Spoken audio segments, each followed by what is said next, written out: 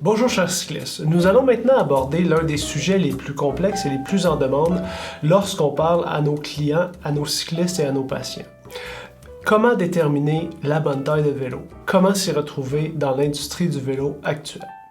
Pour débuter cette capsule, je vais vous présenter les différents défis reliés à l'industrie du vélo actuellement lorsqu'on parle de déterminer la bonne taille de vélo. Le plus grand défi lorsqu'on magasine un vélo, lorsque vous avez un client qui magasine un vélo, c'est de s'y retrouver dans les tailles de vélo.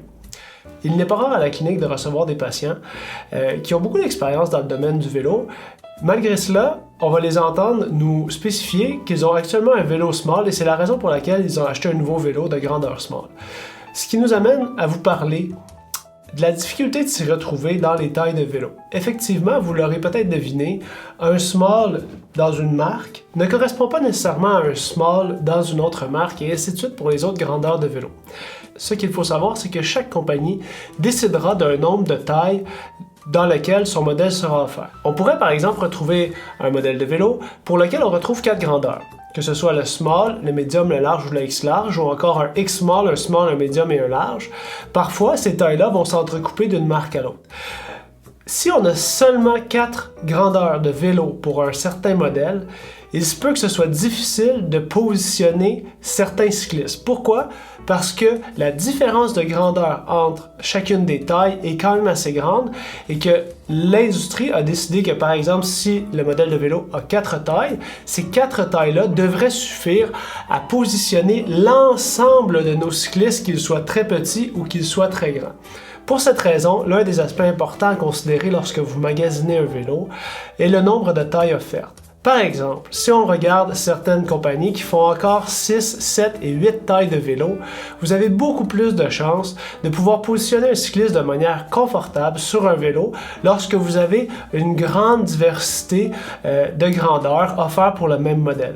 Pour faire une allusion intéressante, l'importance d'avoir plusieurs tailles de vélo pour positionner un cycliste, on pourrait faire l'allusion au nombre de vitesses sur un vélo. Donc vous êtes capable de vous imaginer que si vous avez seulement 4 vitesses, par exemple, sur un vélo, vous allez vous retrouver en difficulté lorsque vous allez avoir un dénivelé, lorsque vous allez avoir des obstacles à franchir, des choses comme ça. C'est la même chose pour l'industrie du vélo. Si vous avez plusieurs tailles de vélo, vous avez beaucoup plus de chances d'être sur la bonne taille si vous avez 8 tailles de vélo, par exemple, qui sont offertes pour un modèle, que si vous avez seulement 4 tailles.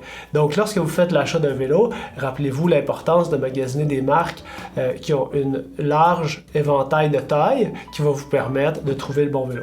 La majorité des cyclistes qui magasinent un vélo vont premièrement aller consulter les fiches de géométrie et les fiches de suggestion de taille qui sont offertes par les détaillants sur Internet. La première chose qu'ils vont faire, ils vont aller voir, par exemple, si je mesure 170 cm, si je mesure 180 cm, quelle est la taille suggérée par l'industrie du vélo. Présentement, la majorité des fiches de vélo suggère une taille de vélo en fonction de la taille totale du cycliste. De plus en plus, vous allez retrouver une sélection intéressante offerte en fonction de la taille totale du cycliste ainsi que son entrejambe. Donc la distance totale entre le sol et l'entrejambe. Vous allez avoir des suggestions de taille qui seront faites en fonction de ces deux valeurs. De notre côté, on pense que déjà d'avoir la taille totale ainsi que la taille de l'entrejambe va permettre une meilleure sélection au niveau de la taille de vélo. Car vous allez avoir des cyclistes qui mesurent 170 cm, certains auront de très longues jambes, certains auront de très longs troncs. Vous allez avoir des proportions très différentes et ces deux personnes ne vont pas nécessairement avoir besoin d'acheter la même grandeur de vélo. Donc ça, c'est une chose. Ensuite, pour ceux qui sont un peu plus aguerris dans la lecture des fiches de vélo, vous allez vous rendre compte que si vous êtes capable de parler un langage en métrique en termes de centimètres, vous allez avoir plus de facilité à vous y retrouver dans les fiches de géométrie de vélo. Si vous êtes un vendeur, si vous êtes quelqu'un qui conseille les cyclistes par rapport à la taille suggérée du vélo, je vous conseille de prendre connaissance des fiches de géométrie et d'apprendre à lire les tailles essentielles offertes sur les fiches de géométrie.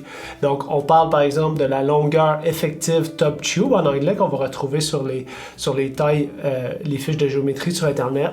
Je vous conseille aussi de prendre en considération le head tube, la longueur de la colonne de direction, et la longueur du seat tube. Maintenant, avec les tubes horizontaux qui sont de plus en plus slopés, qui sont de plus en plus descendants sur les fiches de géométrie, ça a un petit peu moins d'incidence. Donc, peut-être s'en tenir au Effective Top Tube, à la longueur de la colonne de direction. Et vous pouvez aussi utiliser Reach and Stack, X and Y, qui vont pouvoir vous permettre de positionner. Mais là, on rentre vraiment dans un sujet plus complexe que vous pourriez approfondir par vous-même en ayant lire les fiches de géométrie sur Internet.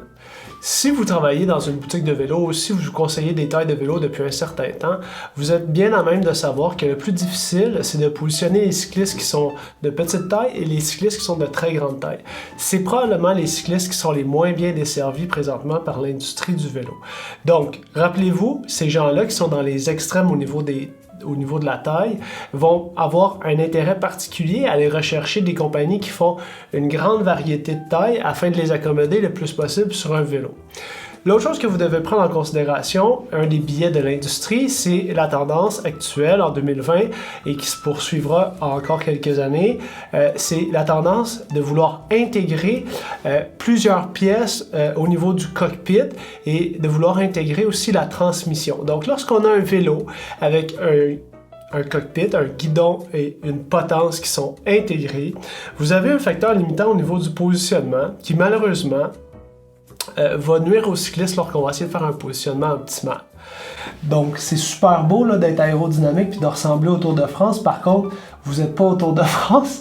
Donc, ça va vous nuire à long terme si vous voulez faire un positionnement et que vous êtes pris avec un ensemble de guidons potence intégrés en carbone avec un câblage interne. L'autre chose au niveau de la transmission, si vous avez les câbles avec la transmission, les freins qui sont intégrés dans le cockpit, dites-vous que vous n'aurez pas beaucoup de possibilités d'ajustement par vous-même. Vous allez être majoritairement toujours au bike shop pour faire les changements au niveau du positionnement. Donc, ça peut être un facteur à considérer lors de votre achat.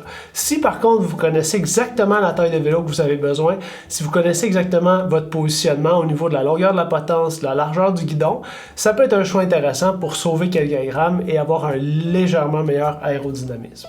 Une chose importante à considérer aussi lorsqu'on parle des géométries à taille féminine spécifique, donc les géométries féminines, il y a eu une tendance, il y a peut-être une dizaine d'années, dans les années 2010, à faire des vélos spécifiquement conçus pour les femmes. Bon, on s'entend qu'au début, c'était des vélos qui étaient juste repeinturés.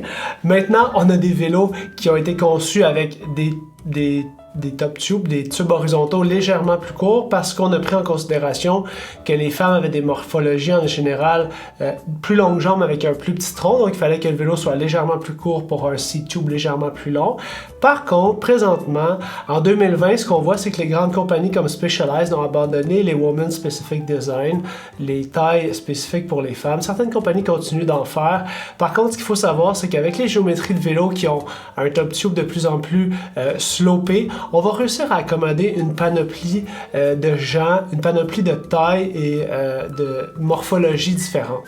Donc, si on pense à ce que l'industrie est en train de faire, finalement, on est peut-être mieux de se retrouver avec 8 tailles différentes pour un certain modèle. On pourra accommoder autant les hommes que les femmes avec ces 8 tailles-là, versus avoir 4 tailles pour les hommes, 4 tailles pour les femmes, puis se retrouver à avoir de la difficulté à positionner les gens qui sont dans les extrêmes, soit très grands ou soit plus petits.